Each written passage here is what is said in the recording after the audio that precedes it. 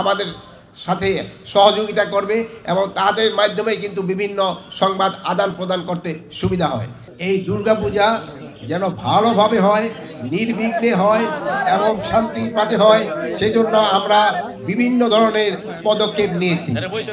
আমরা স্বরাষ্ট্র মন্ত্রণালয়ের তরফ থেকে 8 দফা নির্দেশনা প্রতিটা পূজা মণ্ডপে আমরা পাঠিয়েছি এবং আমাদের অ্যাডমিনিস্ট্রেশনে যারা আছে, ডিভিশনাল কমিশনার, ডিআইজি, তারপরে আপনার এসপি, ডিসি, ইউএনও, ওসি সবার কাছে আমরা ইনস্ট্রাকশন পাঠিয়ে দিয়েছি।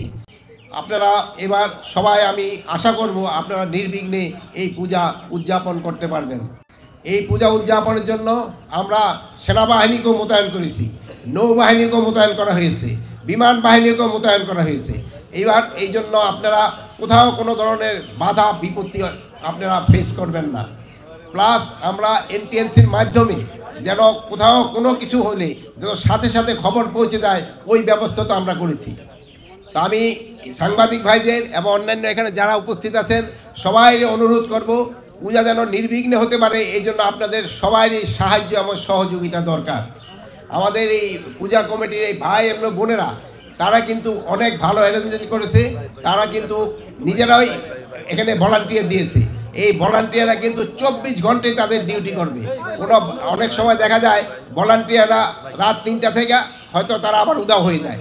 এবার আমার মনে হয় কোনো ভলান্টিয়ার কোনো পূজা মণ্ডপ ছেড়ে যাবে না, তারা 24 ঘন্টাই থাকবে।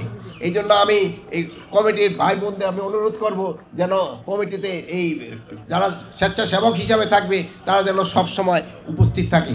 এই স্বেচ্ছাসেবকরাই কিন্তু আমাদের সাথে সহযোগিতা করবে এবং তাদের মাধ্যমে কিন্তু বিভিন্ন সংবাদ আদান প্রদান করতে সুবিধা হয়। এই হিন্দুদের নিয়ে যে একটা অনেক সমাজের নেগেটিভ প্রচারণা অনেকে, এই জন্য কিন্তু আপনারাই কিন্তু আমাদের সাহায্য করতে পারেন। আপনারাই কারেক্ট জিনিসটা জনগণের কাছে ফুটিয়ে তুলতে পারেন। যাইটা ঘটে, আমি চাচ্ছি তো যা ঘটে সত্যিটা আপনারা প্রকাশ করেন। আমি আপনাদের অনুরোধ করব আপনারা সব সময় সত্যিটা প্রকাশ করেন। যদি কোথায় আমাদের কোনো ল্যাপস থাকে আমরা ওইটা ঠিক করে নেব, কোথাও যদি আমাদের কোনো ভুল থাকে আমরা ওটা সংশোধন করে নেব। যদি আপনারা সত্যিটা ঘটনা দেন ওটা কিন্তু আমাদের জন্য খুবই উপকারে আসবে এবং আমরা আমাদের ভুলটা আমরা শুধরাতে পারবো। আর যদি আমরা কোনো কিছু ভালো কাজ করি ওটাও আপনারা প্রকাশ করবেন, আপনাদের কাছে অনুরোধ করব।